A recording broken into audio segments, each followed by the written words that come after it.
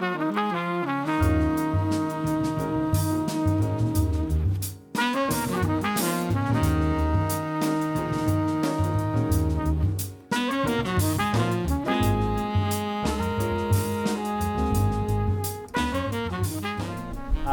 you all for coming. This is the public release of the draft Sustainable Streets Plan. It's been a long time coming, and we felt that even though we've had workshops, that we wanted to make sure that you guys knew that the draft plan, all 497 pages of it, is out for public release and for public review and comment. And so tonight, we are going to talk just about a few updates, highlights of the Sustainable Streets Plan, the draft plan.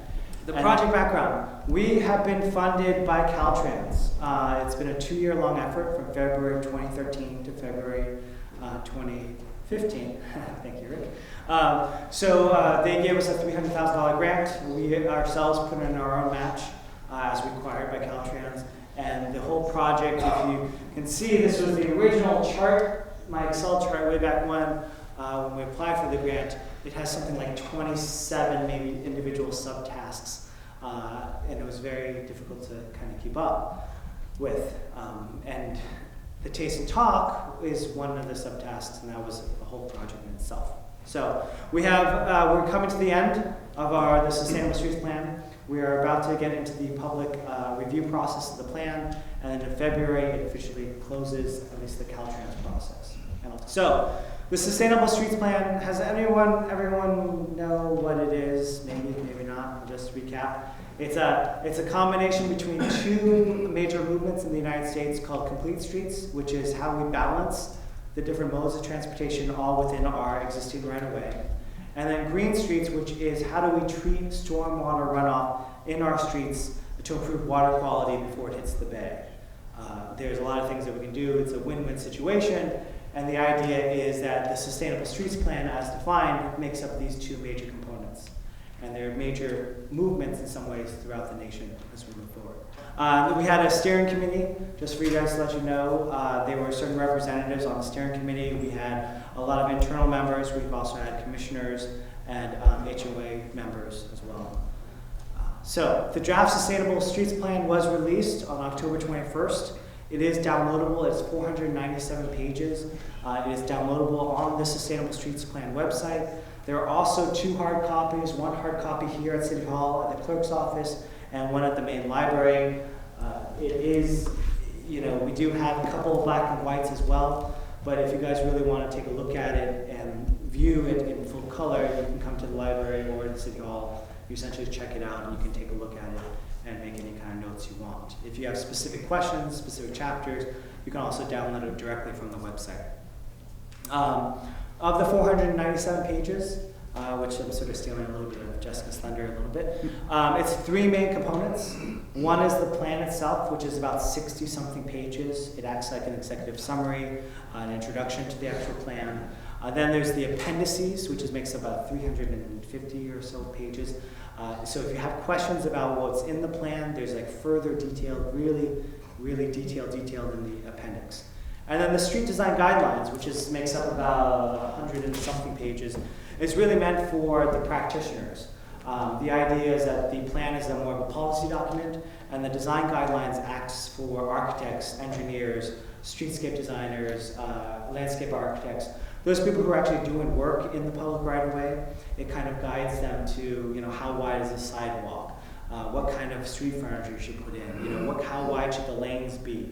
Those are the real detailed and technical parts that you're more than welcome to look at, but it is geared towards engineers and architects. Some of those. So we'll dive right in. When we went through this process, the first year of the Sustainable Streets Plan was about reviewing the existing conditions, the backgrounds, everything about our policies, the city's documents. We looked at the municipal code, we looked at our existing classification system. What kind of things do we have right now? How do we operate our public right-of-way? And so that was one of the large parts of the first year that we went through. We also looked at national trends. Complete Streets, there's a National Complete Streets Coalition. 700 jurisdictions throughout the United States who have Complete Streets policies. As the nation is coming along, as everything is building, complete streets and how we deal with the different modes of transportation, it's all part of how we are growing as a society. So we're also looking at the national best practices. And then we tried to weave this into a lot of different silos. I call them silos, but some of us call them disciplines. Knowing from the Taste and Talk series, we really looked at, health, land use, safety. Well, actually, we didn't talk about safety, but we did look at safety. Green streets. We tried even economic development, which happened. The last one was last week. We tried to look at these because there are direct impacts to the Sustainable Streets Plan as we implement it into each of those disciplines. And so as we developed the plan, all of those disciplines came into the plan, and there are references in terms of how it impacts your health or economic development. Thank you. So with any plan like this, as you'd anticipate, there really has to be as much public engagement as possible. I think there have been a lot of workshops, and I do commend the city for having done a lot of outreach and a lot of opportunities for people to provide input on this effort. There were 3 workshops. There was a community survey, which was also online, which people could take. And then throughout the whole process, there have been these Taste and Talk series, which were an opportunity to, again, talk about issues related to the street, to transportation, to how do we make our cities work better, how do we make quality of life better in our communities. And then there were also some fact sheets produced, which you can see in the upper right. One of the things we did, I think fairly early on in the process, was a stakeholder walking tour, where we had some of the members of the advisory committee, I guess, or the stakeholder committee, the strategic team, walk with us and actually experience different parts of the city. We didn't walk every single street, but we did obviously walk some key corridors. And we always find that with these types of efforts, getting out and actually experiencing the street as a pedestrian is really important. Many times we have residents who drive these streets all the time, but may never have gotten out of their cars to see what it's like to walk along that street, to cross, say, under the freeway where you have cars coming on and off the freeway ramps, or crossing those streets, which again sometimes is a challenge. The community design workshop was held actually last September, so before the stakeholder walking meeting or workshop. There were opportunities for people to give their vision of what they'd like to see in the community. Again, something we often like to do is just ask people, what's your vision, long term? And we often get some really very eloquent statements from residents about what they'd like to see, and that also helps shape the plan as a whole. So we saw comments about a thriving community, opportunities to live and prosper, connect with neighbors, healthy lifestyles or supporting healthy lifestyles. Safety comes up a lot, say for kids to walk and bike, lots of trees and green space, safe streets for walking, biking to school. Obviously that's a key issue in a lot of communities. Walkable, accessible, bike-friendly place to, for all ages, to live, raise a family, and age in place. So again, as I said, some really eloquent statements of what people would like to see. Another exercise we often do is one where we ask people on sticky notes to write 1 or 2 words that represent what they value about the community. So once we get all the sticky notes in place, everybody gets 5 sticky notes. We put them up by like values, so we see what this community in particular really holds dear. And some of the things that we heard from the community were community and friendship, the environment, beauty in the parks, having a vibrant downtown, safety, location, and so on. And then, at those workshops, we also have people sitting in tables and writing comments down about what works, what doesn't. How do we create a good network for people walking? How do we create a good network for people on bikes? How do we create a good system for cars to be able to move around safely and also accommodate other users? And also public transit is a key part of that. And then every team gets a chance to present their ideas. It's a great opportunity for everybody to hear what their neighbors are thinking, for residents to sort of have that community experience. Workshop number 2 took up some of the recommendations. So we took a lot of that input from the first workshop and the walk, and then in June we're able to actually come back with a set of recommendations for what could be done. And the final draft that you're seeing tonight is the result of sort of a further refinement of those ideas. So during the draft recommendation, we looked at some basic goals, design guidelines, performance metrics, green infrastructure, and the design process. And again, people at the maps writing down their comments and ideas and giving feedback. And then the Taste and Talk series was something that went along parallel to the development of the plan, and an opportunity for the city to really engage people on some of these issues. And I know the two that I was involved with, one on keys to complete streets, the second one, and the bike and pedestrian solutions, we got a great turnout. I think we had 40, 50 people at each of those, maybe even more. I think at the complete streets might have been 60 or 70. And I think, again, that helps to create that understanding among the community about why this is important and why the city is working on it. And finally, the project website, which Ken already alluded to, where a lot of this material and information is available. You can go to that, download copies of the report, review it, and provide feedback. And I don't know if you can see that, but it's I guess, trying to focus. Is that the URL that's highlighted there? Yeah. For one of the videos. For one of the videos, that's right. And I guess that's one of the Taste and Talk videos. Yeah. Okay. So now I'm going to turn it over to Jessica, who's going to talk about the plan. So Ken gave a good introduction to the actual plan and what is included in it. And I'm just going to briefly go through some of the components here tonight. And so one of the big things was to really think about the vision and what is the vision for San Mateo and its transportation system? And how does that then translate into the goals, objectives, and policies? We then have a big document, the design guidelines, and also recommended projects, which Ken will be talking about here tonight, and some recommended programs as well. And a summary of all of this is in the main report, the 60-page report. So it's not a heavy document, it's easy to get through. And if you want to get into the details, there are tons of appendices to support the 60-page report.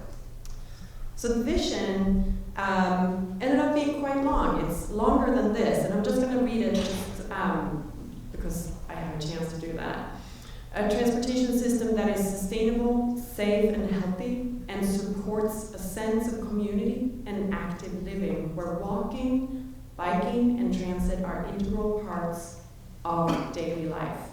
And the second part of the vision is that roadways should be comfortable and convenient for the breadth of travel choices, and that it improves water quality and reduces other environmental impacts, while creating more vital places that fit with the desired community character. So in the past, we've often thought about our roadway system as purely roadway system for cars. And with this plan, we really think about streets as more than just a place for cars. Streets are public space, and they take up about, 22% here in San Mateo. So we should think of it as public space as well as a place for cars, transit, pedestrians, and bicyclists to move along. So I'm going to go through some of the goals, and I'm going to do it quite rapidly. The first one is about safety and Vision Zero, and I'll get back to Vision Zero in a little bit. But Vision Zero in big picture is about eliminating pedestrian and bicycle-related injuries and fatalities, I should say, and reducing injuries significantly. And this is not a new concept. It's existed for quite some time and was initially developed and adopted in Sweden, and has then been translated into other communities. So it's about finding where we have intersections and road segments where we have a lot of collisions, and what can we do in these locations. Mobility, the second goal, is about increasing and improving access for all modes to employment center, residential neighborhoods, the public space, recreational space. And we can do that by removing barriers and also providing better wayfinding. The third goal is about infrastructure and support facilities, and it's all about maintenance and making sure that our current system functions and that we don't have potholes everywhere. So maintenance is very, very important. The fourth goal is about programs, about awareness, education, and enforcement, and how to evaluate the system. We have a fifth goal about equity, And that's about improving walking, biking, transit, and driving for everyone so that we make our transportation as equitable as possible. And then finally, the sixth goal is about implementation and how we over the next 20 years or several decades can fund and prioritize what should happen in the transportation system in regards to more sustainable streets. And this is not something that will happen over the next 5 years. This plan is a long-term plan that should take several decades to implement. So Vision Zero is really about no loss of life is acceptable on San Mateo streets. So whether you are driving in a car and you're in a car crash, or whether you're a pedestrian or a bicyclist and you're in an accident or in a crash, that we can't, it's really, really expensive for the community, and we don't want to lose anyone on our streets. And it's a goal that we can work towards. Vision Zero is also about an emphasis on complete streets and traffic calming to reduce the injury, incidence, and severity. So some of the recommended programs that we have in the plan are about Vision Zero, a Vision Zero mentality, and a way to move forward. It's also about streamlined development process, a citywide TDM plan, and institutionalization and education. And when we talk about the streamlined development review, it's a lot about how we've in the past focused our development review on how much traffic is generated from this new development, not how it works within a district or the city and how it impacts walking, biking, transit, or other ways of getting around. Level of service analysis is something that has impacted how we have developed our cities and communities over the past 50, 60 years. And where it's been very much focused on traffic and improving the street environment for cars, which in turn has made it harder and harder to walk, bike, and take transit. And instead, consider a vehicle miles traveled per capita metric instead, which means that instead of thinking of it as just cars, we're now thinking about it as if we build in the right locations, we're ultimately going to have fewer miles traveled on our streets. There's also a recommendation to implement a sustainable streets fee, and it's just a recommendation. It would potentially replace the traffic impact fee, and so instead it would be a sustainable streets fee that takes into account all modes rather than just traffic. And also reduced or eliminated minimum parking requirements. There's been a lot of research on parking over the past 10 years, or longer than that, but mainly in the past 10 years, that we are oversupplying parking. We're requiring too much parking to be built. And when we require too much parking to be built, we also drive more. So often we have very expensive parking facilities standing empty, either all year round or long periods of the day or long periods of the month. And how can we make sure that we provide the right amount of parking? With that, we can also talk about a citywide TDM program. And TDM stands for Transportation Demand Management.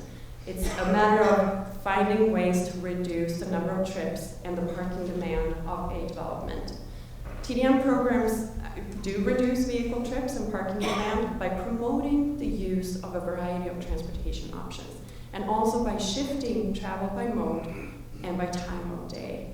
So it could be bike improvements, it could be transit subsidies, it can be reduced parking requirements, it could be other pedestrian improvements and wayfinding improvements, and flexible work hours and compressed work hours. And so this plan has a recommendation for a citywide TDM plan that is mainly focused on a more robust TDM plan in the rail corridor area, which has already been defined, but also in downtown and in the PDA, the Priority Development Area along El Camino Real. So that's half a mile on each side of El Camino Real. Outside of those areas, there are minimal, I should say, TDM recommendations. It's basic, like providing good bike parking facilities, shower facilities if it's a bigger office complex, for instance, and a few other measures. So, but for this plan to really be implemented, we do need to think about institutionalization and education. There needs to be revisions to the municipal code. There should be a passage of the Complete Streets Ordinance, an adoption of new street classification system, the design guidelines, methodologies, and evaluation metrics, and then also staff and public educational programs. And the performance metrics, so we've talked about level of service analysis for traffic. In addition to that, or as a complement, or as a replacement, we propose that there should be additional citywide trends related to, or that we measure sustainable streets trends.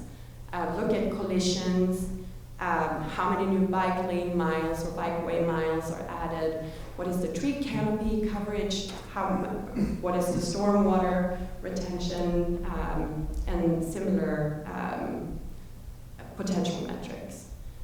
When it comes to development, a new commercial or residential development, having, instead of just the level of service analysis, really thinking about multimodal metrics that can be used to measure the success of the project. And in corridors, if we're looking at a longer corridor through the city, how can we measure success of that corridor and how it's changing over time? And I'm just quickly going to go through the design guidelines here. It's about establishing a framework of classification of streets. So we're calling that a street typology.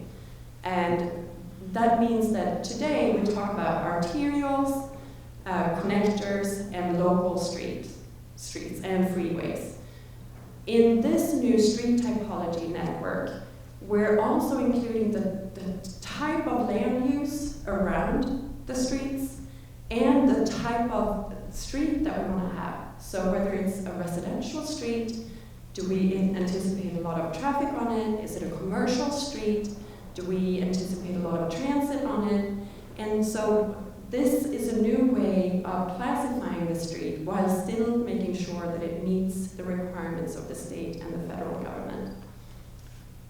And then we can establish the specific design principles and guidance to each of these typologies. So depending on whether it is a residential street with low moving or slow moving traffic, or if it is a mixed use corridor where we have faster moving traffic, for instance. And then integrate green infrastructure into this framework. And this is very small. This just shows that some of the street types are, for instance, El Camino Real, major connectors, minor connectors, I trust you. axes, alleys, and paths.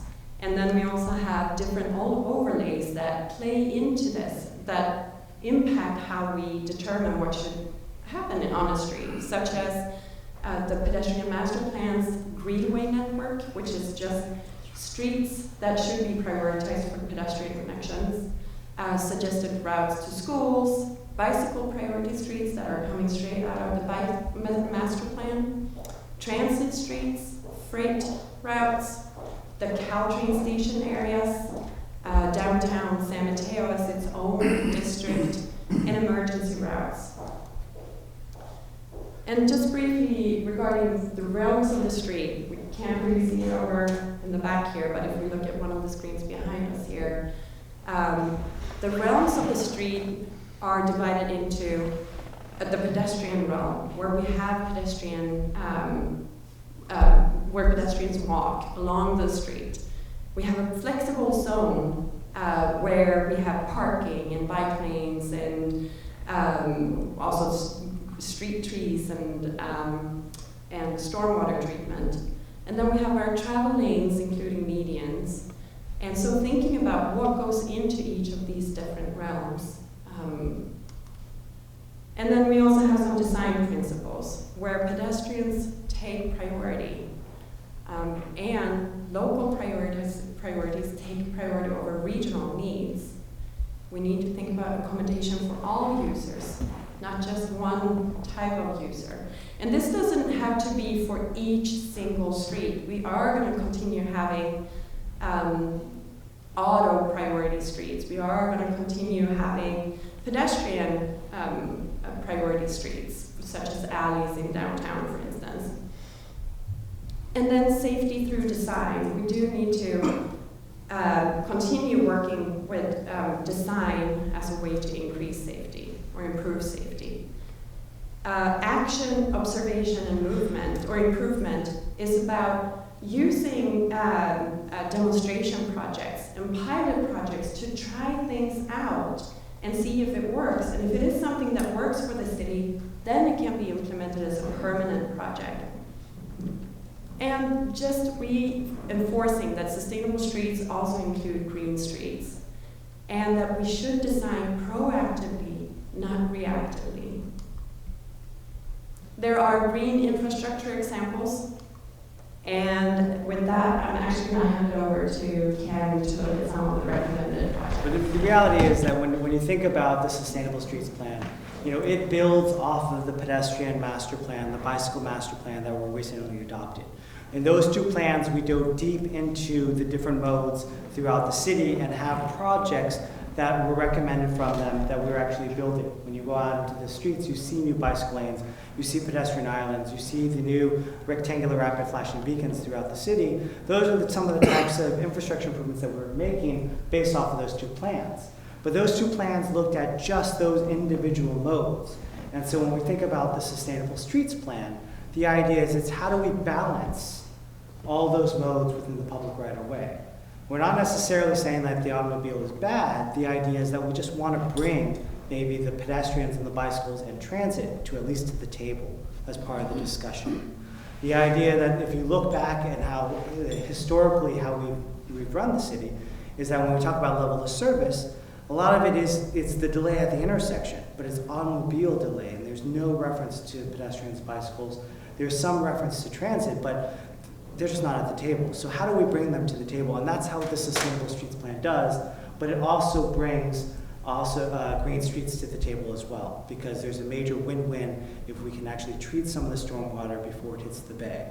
As an example, does everyone know, I think of Sal Castaneda when the first time it rains on Channel 2, he says, watch out everybody, it's very slick out there, and that's because all the oils and everything from the rain, they immediately just, they brush right off of the street, they go right into the storm drain system, and then right out to the bay. And so the idea is, can we treat some of that, get rid of some of those particulate matter, some of those oils within the street network, and therefore have a better water quality in the bay and in our actual channels and creeks themselves. And so that's part of what the Sustainable Streets Plan is. And what Jessica did, what Paul did was really just talk about the public outreach and how we've gotten to this point today. And then Jessica went into the plan. But this was meant to be sort of an introduction, an overview of the stuff. There's a lot more detail, and there's probably a lot more questions. And so what I hope is that we'll get into the questions in a little bit, because the presentation can only go into so much. So we'll dive into the details if you guys have questions. But some of the things that the plan itself is a plan, and the idea is, well, are there some recommended projects that could come out of it? And so we're highlighting, there's actually 4 projects, well, there's 3, North San Mateo Drive, South Grant, and then El Camino. And El Camino represents 2 different components of El Camino. This is a Caltrans funded grant, and when we first started, the initial thought was, we're not going to really touch Caltrans. We can't really touch Caltrans. We don't have the right of way. We don't have the jurisdiction. But as we went through the process, they said, hey, this runs through your city. Tell us what you guys want, and then we'll see whether or not we can do it. And that's what happens, and I'll explain the El Camino Real vision. But the first 2 are really meant to be, can we implement these like right now? And I can tell you, like North San Mateo Drive, theoretically, we can implement that next year. Grant Street, that may be 2 or 3 years down the road. And the El Camino was really meant to be a conceptual plan. It is a conceptual plan. It's something for us to talk about and actually have something for us to look at. And so I'll go through each of these just briefly. When you think about North San Mateo Drive, we're looking at the section from Peninsula, from the Burlingame border all the way down to downtown. And the idea is there's a segment at Poplar, when you think about where it's 4 lanes to the north. And the idea is those lanes are so narrow, we constantly have people having side swipes, knocked mirrors. In the bicycle master plan, it called out for a road diet. A road diet means you're actually taking away a lane and you're providing that width or that space for other amenities. So in the bicycle master plan, it called to do a road diet from Poplar to Peninsula on North San Mateo Drive. It would be taking away 1 lane. You would have a center turn lane, and then the 2 outside, there would be 2 bicycle lanes, and then there would be the regular travel lanes. So within that, in the plan, we have landscape features, stormwater features, and bicycle lanes, curb extensions, new crosswalks. That's really what a sustainable streets plan is, and we could, if we pulled together enough money, could actually implement this fairly soon. Grant Street, for those who don't know, Grant is another north-south. I should mention that, going back to North San Mateo, North San Mateo Drive is also the designated north-south bicycle route through San Mateo County. It actually zigzags through a number of different streets, but in San Mateo, in this segment, this is part of the north-south county route. And then on Grant is also one of those north-south routes. It goes El Camino, Delaware. Grant is another major north-south route. And the idea is that south of 10th Avenue, Grant Avenue, in the single-family neighborhood, it has a landscape median. But between 5th and 9th, it's extremely wide. It's concrete streets. In fact, the old rail line used to go through there at one time, and that's why the street is the way it is. It's just extremely wide. So the idea is, could we go ahead and extend that landscape median from 10th Avenue all the way down to 5th, add some new crosswalks, add some curb extensions, add some bicycle sharrows to really slow down the street and really make it a more pedestrian and bicycle-friendly street. And so that's another example. And those 2 streets were meant to be really what we could do immediately if we were to go ahead and find the funding and get moving on the Sustainable Streets Plan. And so these are conceptual drawings. They haven't been fully designed. They are line drawings on a map, on a sheet. But the idea is that we would then really go into the designs and see what we can or can't do. El Camino Real, though, is the same sort of vision in some ways. These are conceptual drawings. This is where the idea is, if we were to change El Camino to be more multimodal, to be more complete streets, what could we do? El Camino is the old highway, it is Highway 82. It is a conventional highway per Caltrans. They do have the jurisdiction. But when we did our workshop in June, we asked the public, if you were to make it more pedestrian bicycle friendly, how would you do that? And there's lots of other slides that have the rough drawings and the public members showing what they could do with drawings on the maps. But the idea is there's 2 segments, from 2nd to 9th Avenue, and then from 20th to 25th Avenue. And all 4 of the focus areas, North San Mateo Drive is sort of a mixed use land use around it, the context. You've got medical office buildings, some medium density residential, some sort of vacant parking lots or parking lots that are lining San Mateo Drive. Grant Street is very single family. It's completely single family up and down, north and south. And then El Camino, as you guys know, is a really different context. 2nd to 9th represents the context in downtown. And then 20th to 25th Avenue is really more of a lower scale commercial. It's really, there's some commercial businesses on each side. There's no parking for any of those businesses on the east side. There's differences.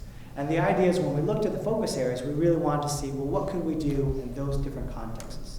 So in El Camino itself, the idea is we would do a road diet. And again, this is conceptual. We would think about taking the outside lanes away, converting them to bicycle lanes, or it's called a cycle track, which is a new bicycle facility. We would do much wider sidewalks. We would add landscaping and green street features through that. We'd also do some Samtrans improvements. And then from, there'd be going further south from 5th Avenue, that's from 2nd to 5th, and then from 5th to 9th, we'd also extend that landscape median all the way down to 9th and provide a fairly nice entrance into Central Park at Mission Drive. And then there would be a number of other bicycle facilities, including 2-stage turn boxes and nice crosswalks for the pedestrians. So those are all just like the vision of what it could look like. This is just a sample of El Camino at 25th Avenue. And the idea again is, what if we did take away a lane and add additional wider sidewalks, bicycle lanes, improved pedestrian connections, especially at 25th Avenue. So these are conceptual in nature. The idea is it's meant for us, something for us to talk about. It's not meant to say, hey, we're going to go ahead and do this right now. As Jessica alluded, even our city manager says that the Sustainable Streets Plan is a decades-long plan. These things will take a long time if we were to go forward with them. But what we're trying to do is, because it's such a decades-long plan, let's throw something out there and see, well, would this really work? And so what we have here is a photo set. And you can, I say this, is that you can look through all 497 pages of the plan, and I encourage you to at least read the plan, the 60 some odd pages. But if we were to look at El Camino and apply everything we learned within the Sustainable Streets Plan, and we look at the third El Camino site, otherwise dubbed as the 3 corners, because we now have 3 vacant lots at the, what would it look like if we were to go ahead and do a Sustainable Streets Plan implementation to this? So, El Camino as it is, you can look at this as southbound. For those who don't know, at 2nd Avenue, El Camino changes. The geometrics change. We go from 4 lanes to 6 lanes, or 6 lanes to 4 lanes. Partly so, at 2nd Avenue, north of 2nd Avenue, it's 4 lanes that goes all the way into Millbrae, and then south of 2nd Avenue, it's 6 lanes. And so when we're looking at this, this is right past the Coast Live Oak tree going southbound, and you see the shadow right here, that's the actual tree, and this is the lane that just opens up right past halfway between 2nd and 3rd. So if we were to apply it, and we said we're doing infrastructure first, because the idea is there's this sort of cycle. If a government agency comes in and possibly in a dilapidated Main Street area and builds in the infrastructure, then all of a sudden the people will come, theoretically, maybe developments would come, and then through those development, more people would come, and then therefore maybe you would get an increase in sales tax and revenue, and therefore that sort of pays back the initial infrastructure installment. So, looking at El Camino, if we were to go through and put in the bicycle lanes, or the cycle track as it is, this section here, the decorative sort of crossing would be a raised crosswalk. And these again, these are conceptual. Raised crosswalk, and then this is a new bicycle lane there on the outside. You have also the new pedestrian scale lighting, the El Camino lights. This is common between 28th and 31st, and then the rest in El Camino. And then as we go forward, you put in the infrastructure. What if we started putting in the sycamore trees that are at Crystal Springs and El Camino, or also at 28th and 31st, as we build in? And then as we put in the infrastructure, what if the developments start popping in? Because the idea is that all the developments aren't going to be built at once. But here's an example of the 3 corner sites. That's one development there. You pop in another development as you build along, because again, it takes years for this to happen. And then what if the last gas station that was just demolished earlier this year got developed? And the idea is you can see how this happens if we can provide sort of the pedestrian and bicycle amenities, how that possibly could liven up the area in this on El Camino. And the thought is that El Camino, for those who don't know, especially at this point, El Camino sort of divides downtown, because you've got the Bank of America, the library, you've got lots of high-density housing, you also have some large office buildings all on the east side of El Camino, with a lot of people crossing east-west. West side. West side, yes, sorry, thank you, west side. So, looking the other way, which is a little bit more drastic, is when you look northbound and you see the 3 corners, and you see the 2 gas stations on the east side that have been vacant for more than 20 plus years, and the recently vacant lot on the northwest side. You do the same sort of idea. What if we go ahead and pop in the actual bicycle lanes and the pedestrian scale lighting? As you can see, this is right there along with the Cobra head here. This is permeable paver, so in this photo sim doesn't really show the Green Street features as well, but the idea is that the permeable paver between the sidewalk and the bicycle lane would be acting as some of the Green Street features. You throw in the sycamore trees again, you can see how this livens up. Obviously the sycamore trees are probably more like 10 years old at this point, looking at that. And then you start throwing in the developments again. the clock tower site, this is a previously approved project a few years ago that's going through the development. As you go through I don't think there's a name for that project yet, but the northwest corner, and then you think about as you get more people, what if even the Bank of America Plaza sort of activated with maybe a coffee plaza or a coffee shop or something else like that. You can start getting more people, you're attracting more people to this area. And then what if the last project comes in right there at the southeast corner? And the idea is this is what a Sustainable Streets Plan could do for the city of San Mateo. And this is just illustratively showing sort of conceptual drawings of what could happen. So as we move forward, especially the El Camino sites, those are the long-term vision of the city conceptually. The Grant Street and North San Mateo Drive are a little bit more real and something that we could do. El Camino would take many years for us to do, and there's lots of hurdles to get over. So, speaking about just next steps, that is, we are currently in the review and comment period. The entire month of November, actually November, it ends before Thanksgiving, November 24th. The idea is we are collecting comments, so I encourage that you all, if you guys do have comments on the plan, feel free to take a look at them. You can email me your comments. And then in February, as we move forward, we'll give the consultants the month of December to consider everyone's comments, look at it, to revise the plan. And then we'll go through the acceptance process of the City Council. And I say acceptance because we're not doing environmental analysis in this, because Caltrans, when they funded the grant, they wouldn't pay for environmental analysis. The City Council essentially has to accept it. And then the long-term plan is that the environmental review will be done during the general plan update. So the Community Development Department, the Planning Division has in their work program starting next year to actually update the land use element and the circulation element. And the Sustainable Streets Plan has very strong ties to both those elements, and therefore they would need to be updated. So, just looking immediately in the near future, in fact, tonight, you'll see we have the review and comment period. I went to the City Council for an introduction on Monday night. This is our public open house. On this coming Monday night, I'll be going to the Planning Commission to do a similar presentation. Then on Wednesday, I'll go to the Public Works Commission, and then on Thursday, I'll be at the Sustainability Commission. And then following Monday the 17th, I'll go back to the City Council to get their comments as well. So that is the entire public review process, and then when we go into the acceptance phase, it is tentatively scheduled to go to the Sustainability Commission, although that might come off. But we'll go back to the Planning Commission, Public Works Commission, and then City Council in February 17th, 2015, to actually get their final comments. And then we'll accept the document. So that is the Sustainable Streets Plan. We meant it to be an open house.